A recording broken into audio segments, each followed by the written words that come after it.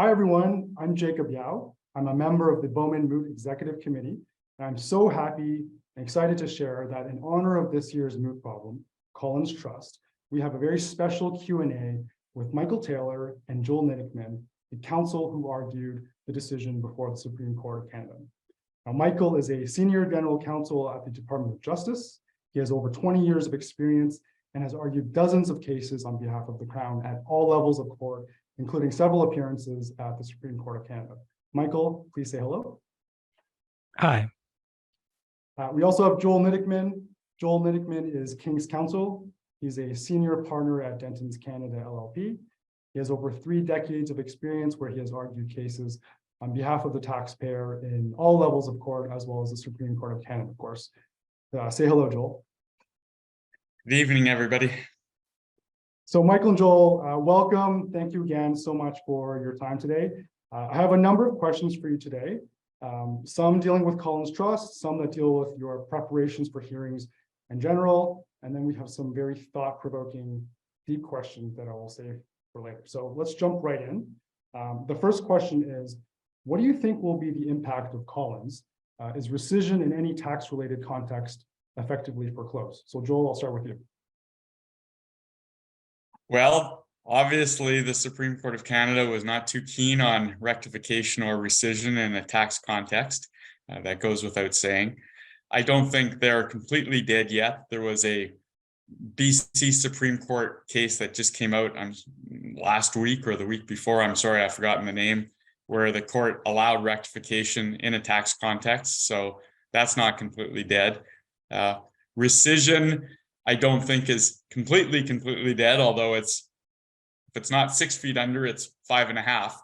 But I think the Supreme Court suggested that if there was rescission that might have some tax ramification, but the relevance of the rescission related to a corporate law issue or something else like that, it might still be allowable, but that's yet to be determined. I have a case on the go in the BC Supreme Court where that might be an issue and might be decided later this year. But there's no doubt that what started with Juilliard way back in 1990 has come to, if not a complete halt, it's sort of on its last legs, if I can put it that way. Right. Okay. Thank you. Michael, your thoughts? I think very much the same as what Joel said. The Supreme Court has been very clear. I think they've tried to be very clear that if the only reason for seeking rescission or rectification is unhappiness or surprise or unmet expectations with regard to the tax treatment of the taxpayer, then these remedies are not available. But the door, I think, remains a little bit open for cases where there are other reasons grounding the relief, and there may be tax ramifications to that, but tax alone isn't the motivation for seeking the relief. I think that's where we're at. Okay, thank you both. Next question is for Michael. So Michael, your expertise was called on when this case was appealed to the Supreme Court. So you didn't travel with it at the lower court. So what are some challenges in inheriting a file that you didn't argue in the lower courts? You're right. I didn't work on this file at the lower courts. I was aware of it and I was aware of what was being argued, but I had no role. And I think the main challenge in taking the case at an appellate level, as I did, is the facts and the evidence. The record wasn't my record. It was put together and entered by another counsel with their trial strategy and their view of what was important and what was not important and what needed to be done or not done in preparing the case for trial. So I didn't make those calls about what evidence to lead or what to ask in cross-examination or how to present the evidence. Obviously not an insurmountable challenge, but for sure it had an effect on how the file, how I inherited the file and what I did with the file. Okay, interesting. And I guess on the flip side, Joel, at each level of court, the BC Supreme Court, the BC Court of Appeal, and then of course, the Supreme Court, you dealt with a different slate of justice lawyers. So how do you prepare, or how does your strategy change when the person across the aisle from you is different every time? I have to say that I didn't find that to be very much of a problem, and maybe it was particularly in this case. Michael and I, a couple of years before Collins' case came along, we argued another case called Palin Trust, which was virtually identical on the relevant facts and the issues. And Michael and I argued that in the BC Supreme Court and the BC Court of Appeal. So, you know, we had opposed each other on that one, and this one was kind of the same. And so I have to say, changing the counsel really didn't make a difference in this case. Now, it might have if Michael had been somebody completely different, but you know, Michael and I knew each other from the previous case and knew what the arguments were and knew what the issues were. So I think that maybe smoothed the way a little bit on this one. Okay, thank you. What was the biggest challenge you faced in preparing for the Supreme Court hearing, whether it was a particular issue, a fact, or legal argument, or something else entirely? We'll start with Joel on this one. Well, the biggest issue obviously was the Fairmont case, which came up after I had won the Palin Trust case, and the BC Court of Appeal had agreed with me to apply the Pitt and Holt decision in Canada, and then that was in 2015, I believe, and then in 2016, Fairmont came along, and the court was obviously not very happy with rectification in the tax context as far as Fairmont went. And so when we went through the BC Supreme Court and we went through the various 3 trial levels, the question was how to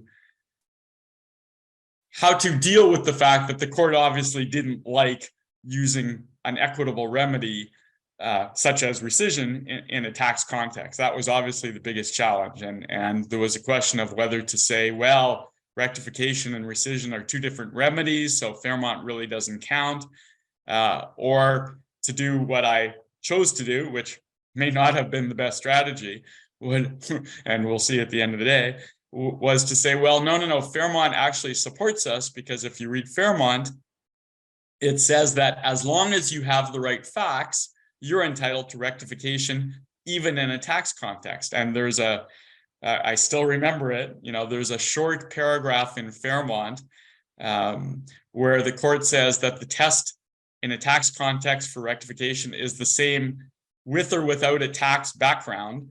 It's the same test. And so in Collins, I said, well, that should be the test in rescission. If you would have allowed this in a non-tax context, you should allow it in a tax context. That's what Fairmont is telling us. The Supreme Court obviously didn't agree with that reading of it, but that was the biggest challenge for me. Interesting. Okay, thank you. And then Michael, how about you? Well, Jacob, I'm going to say something completely different. For me, I found the biggest challenge was arguing a case at the Supreme Court of Canada, which is a big deal, in the middle of the pandemic situation. And you know, when this case was heard, I hadn't been working in my office for almost 2 years. I think I'd only been to my office 2 or 3 times over 2 years. I was doing it all from home, basically, with, you know, kids and families around. And the Supreme Court, bless their souls, set this hearing for basically right away after the Christmas break. And so preparing and getting quality preparation time for this hearing was virtually impossible. And I think that was probably the biggest challenge. It was very stressful. So not only the change into a remote environment, but the scheduling issues, all those things sort of compounded to add to your very, very massive burden, I guess, on your shoulders. Yeah, it's a very stressful thing going to the Supreme Court in the first place, but having to do it, I guess, you know, with one hand tied behind your back in terms of your ability to do the work is very challenging. Right. Okay. Thank you. And so on that point, how is preparing for a Supreme Court hearing different than preparing for the tax court or the Federal Court of Appeal, for that matter? Michael, maybe we can start with this one. How is it different? I think there's really two major differences. One is at the Supreme Court, I think the focus shifts from as much focus as we would have on the facts and specific transactions at the tax court or even at the Court of Appeal. And we consider and we try to meet the court on broader questions of policy and the ramifications of what the court might decide. And the court is very aware that its decision is expected to set the ground rules in an area of law for taxpayers and for the CRA and for finance.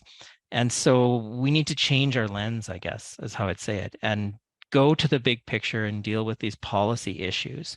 And so you pay less attention, I think, to the facts, rarely ask the court to overturn a finding of fact, rarely refer to the evidence during the hearing. It's just a very different beast.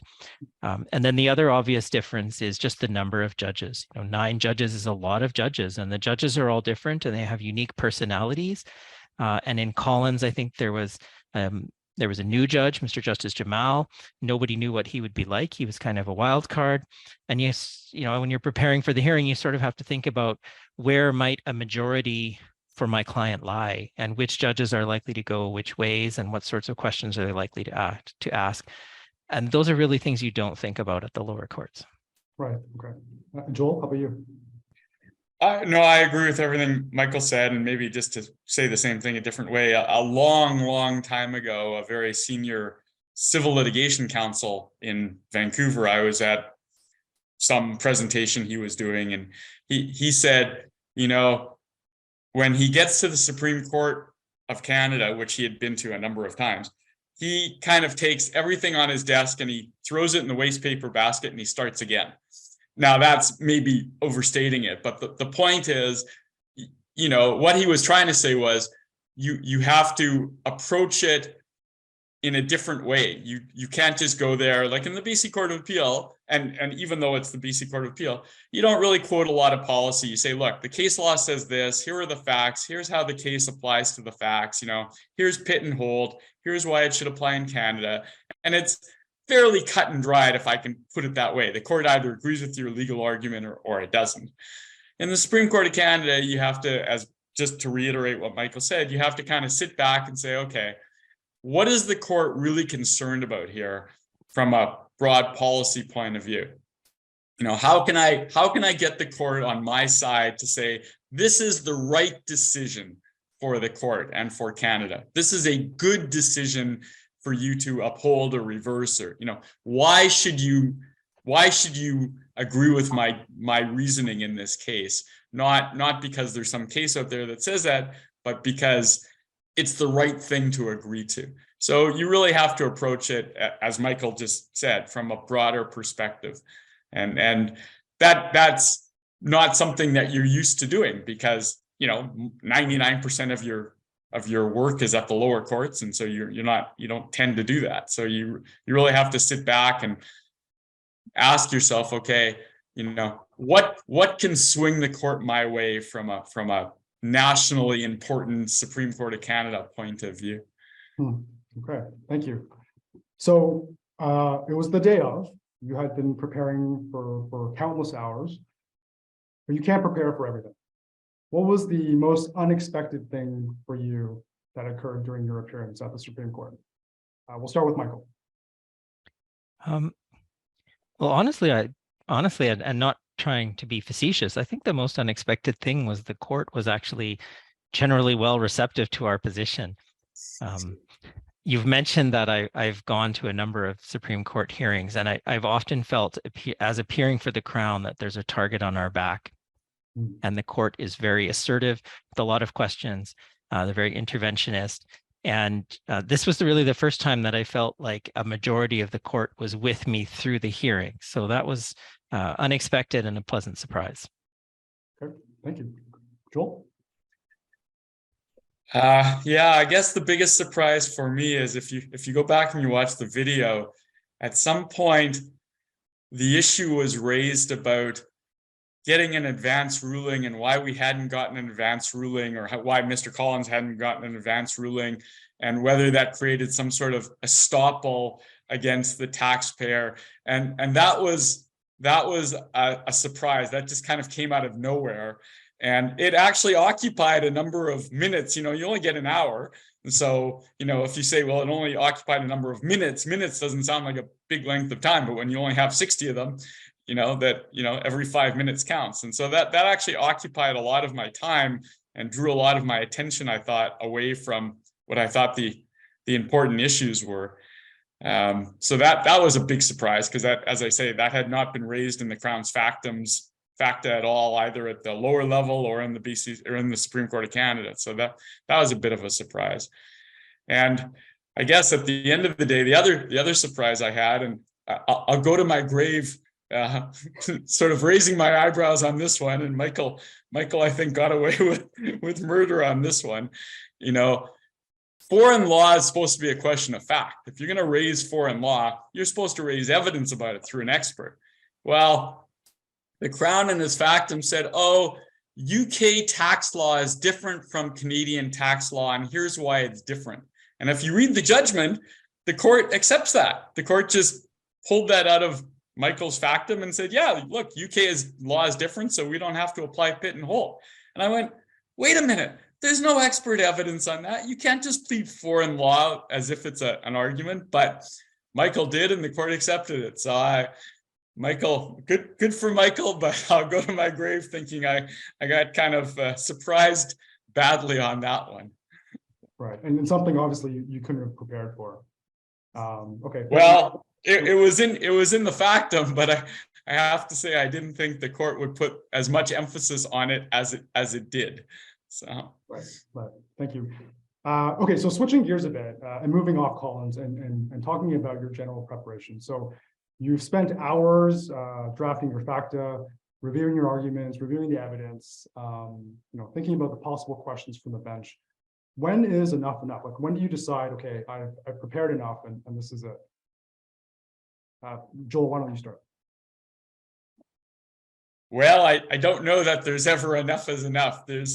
I'm at least for me, I was thinking about questions the court might ask me at 2 a.m.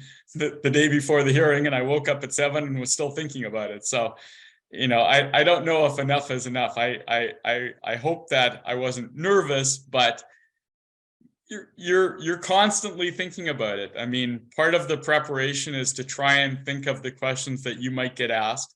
And there's always a new question that what if they say this? What if they ask this? What if this comes up? And so you do your best to prepare. And I think it's like any major life event. It's hard to turn your brain off when you're so focused on it. So I'm not sure there ever was a point where I said, okay, that's enough. I'm going to go do something else. Okay. Michael? I would totally agree with those comments. I don't think, at least you don't feel like you've ever done enough. You always feel like there's something else to think of, or there might be something you haven't anticipated. And like Joel, I go to bed the night before the hearing thinking about it, and I wake up and I'm thinking about it. And when I've gone to Ottawa, I'm thinking about it on the plane. I'm thinking about it going for a run by the Ottawa River. You can't turn your brain off. And it's such a big event. I don't think that it's really possible to ever feel comfortable that you've done enough. Okay.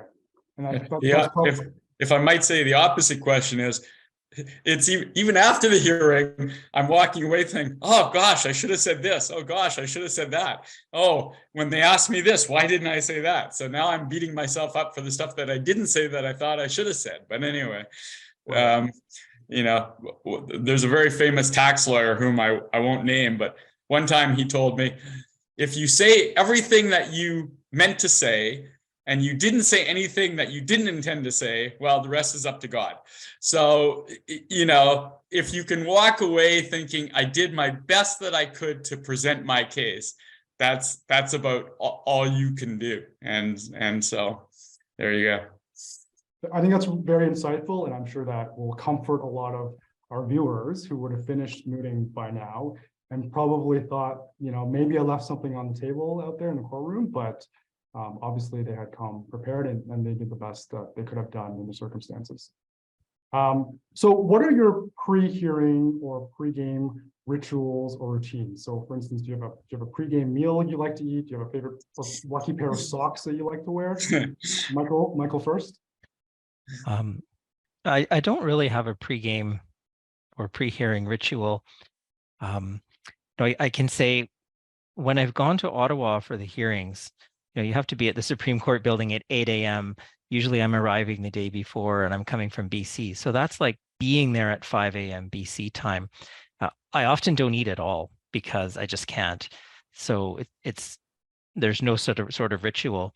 And for Collins and then for a couple of other appearances, during the height of the pandemic, I was doing those by video and I was doing those here and I had to be out, getting up at like 4 a.m. to go to these things. And I remember for Collins, we had to check in really early before the hearing. And then we had to sit in our office on Zoom for like 2 hours doing absolutely nothing.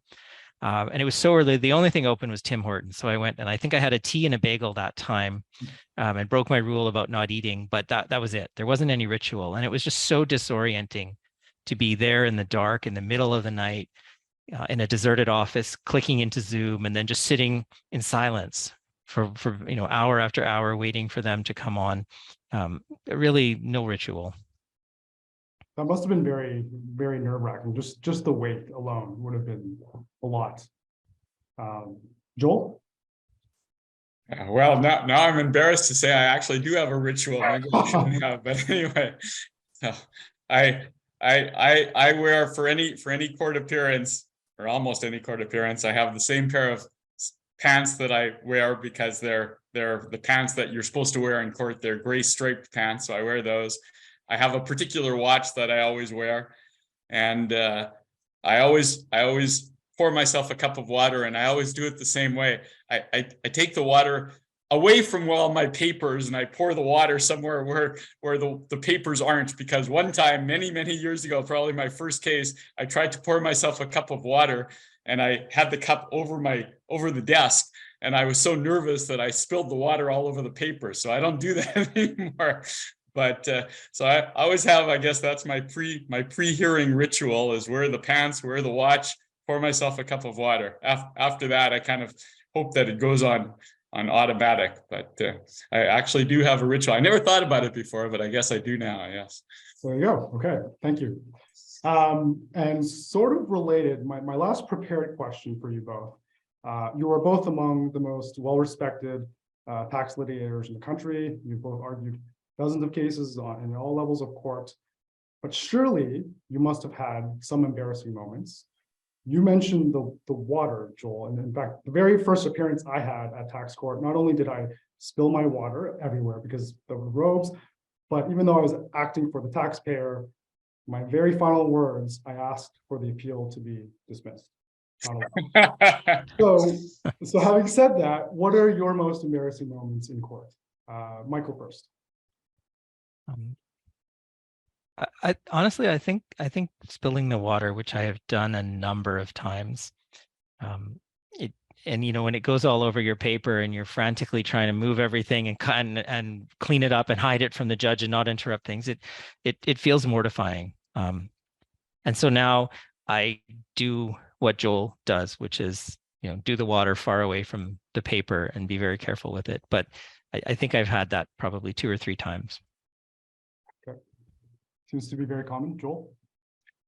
Well, I had, besides spilling the water, I guess I had two embarrassing moments.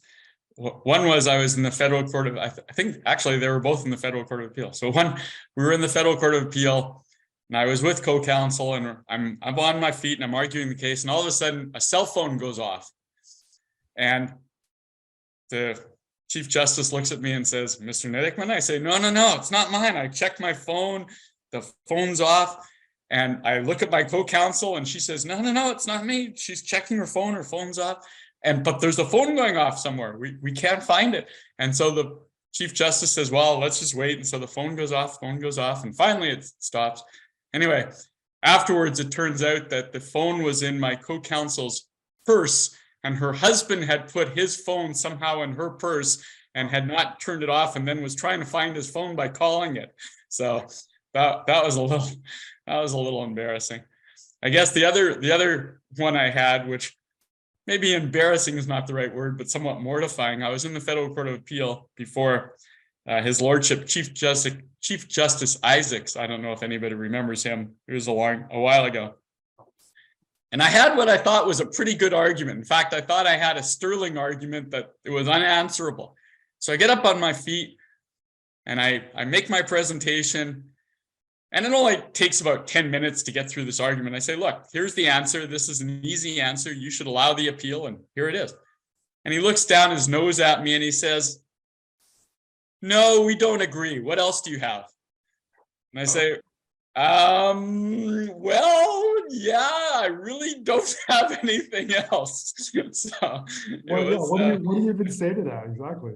Well, I had to come up with something else, but anyway, that was a somewhat mortifying moment when I thought my brilliant argument, he didn't think much of it at the moment. So, okay, thank you. So we're going to switch gears a bit. You've provided very interesting and thoughtful and insightful responses to some of these questions, but now we want to get into some very deep and thought-provoking questions. We want to get into the mindset of a senior tax litigator, the very psyche of what it takes to be at the top of their game. And we're going to do this by way of a little game we call this or that. So the premise is very simple. I will present to you with two options, and you have to say this or that. Try to do it as quickly as possible. I'm sure you will do fine because you're used to being on your feet. And the way I'll do this is I'll pose the questions. Michael, you answer first, and then Joel, you'll jump in right after. Some of these are tax related, some of them are not, but here we go. Are we ready? yes.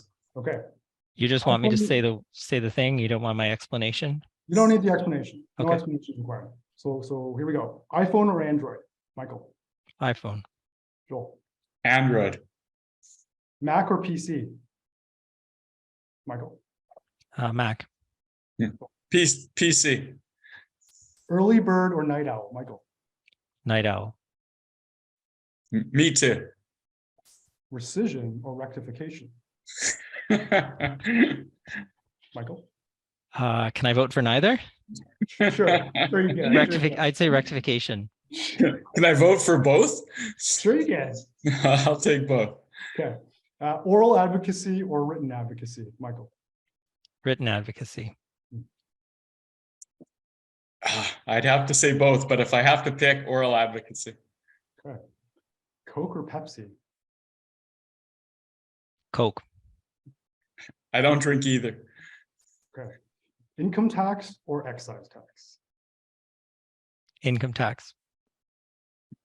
Me too. Me too. Okay. Dogs or cats? Dogs. Cats. Wow. Okay. Fiction or nonfiction? Fiction. I agree. Okay. Lord Denning or Chief Justice Bowman? Lord Denning. Bless his soul, but yes, Lord Denning. I'm sorry to say to Chief Justice Bowman, but Lord Denning. Lord of the Rings or Game of Thrones? Lord of the Rings. I haven't read Game of Thrones, so I'm going to have to say Lord of the Rings. Okay. Westlaw or LexisNexis? LexisNexis. Yes, I agree. Okay. Gryffindor or Slytherin? Gryffindor. What else? Well, now I can't say Slytherin, but I'm going to say Slytherin. So. Okay. And last one is tax court or Federal Court of Appeal? Federal Court of Appeal. Yes, I agree. Okay. Thank you. And then next game, last game, we're going to change it up again. It's a word association game. So I'm going to present a word or a phrase, and you have to respond with the first word or words that come to mind right away. It should be instinctive. Unlike the Supreme Court or other courts, you do not have a moment to collect yourself. You will not be permitted an indulgence. Let's try to make it as snappy as possible. So Joel, you'll respond first this time, and then Michael. Here we go. Pitt and Holt. A disaster in Canada. Michael. Bad. Fair. Coffee. Don't drink it. T. Statutory interpretation. Should be easy, but somehow it's not. I was going to say complicated. Joel, it's one or a couple words. We don't need a whole. Sorry. Canada Life as in the decision. A bad decision. I'm drawing a blank. That's okay. We'll move on. Factum writing. Precise. I'm almost embarrassed to say this. Fun. Fun. Nice. Dissent. I'm sorry? Dissent. Dissent. Yeah. Sorry, I'm drawing a blank too. I don't like a dissenting judgment. Dissent. Oh, dissent. Better than nothing. Unhappy. Robes. I like them. Hot. Summerer. Oh, well, kudos to the guy who won that. Confusing. Tax law. A great profession. I was going to say fun again. Okay. And last two, Supreme Court of Canada. I'd like to be on it. Adrenaline. Okay. And very last one, Donald G.H. Bowman, National Tax Moot. Whomever put it together should have a big pat on the back. I think it's a great thing for everybody. I was also going to say fun again. Okay. Well, thank you very much to the both of you. Any final words of inspiration for our future tax lawyers? Joel, we'll start with you, and then Michael, you can have a final word. Well, most people think that, tax law is like watching paint dry. Anybody who's watching this video or participated in the moot court probably has a different mindset. Over the years, I found it to be an extremely interesting, exciting occupation. So if you have any interest at all, especially on the litigation side, I would urge you to read everything there is, go to seminars with senior tax litigators, find a mentor who has done lots of tax litigation. There's an old book, there's an old series of books called Rumpel of the Bailey, which is about a UK barrister, not a tax lawyer. But he always says to his juniors, maybe you should come to court and take a note for me, which means come along and be second chair. If you can't be first chair, you should take that invitation and go along and be second chair, because you can learn so much, good or bad, by watching other counsel on your team and on the other team and seeing how the judges react. So get as much possible experience as you can. Doesn't matter if it's small claims court. Go to court as much as you possibly can. And that is what success breeds success, I think. Thank you. Michael, you get the final word. Words of wisdom. I think I would say to all the mooters, advocacy is more of an art than a science. There's no formula. There's no right or wrong way. And it's a work in progress your whole career. And when you go to that moot and you stand up to speak and you're hit with questions from judges and you feel like you're being attacked and you feel like I'm not as prepared as I should be, really the right mindset to take is to embrace that feedback, embrace the learning. And even when you're practicing, when you've been practicing for 10 or 20 years, you can still learn. You can still benefit from criticism and feedback and comments from others. It's you're always building your skills. You're never done. So don't be disheartened. If it doesn't go as well as you wanted, come back and try again. And when you go to court, when you're practicing law, the same thing applies. Think about, reflect on what you did and how it went, make some changes, keep working, keep developing your skills. You never stop learning and you never stop trying to be better. Okay, thank you very much both for those words of wisdom. Thank you for your time today. Thank you for being great sports. And thank you for your contributions in tax litigation. I'm sure the Mooters will greatly enjoy watching this. And again, thank you so much for your time. Thank you very much. Thanks, and I hope everyone enjoys their dinner. Yes.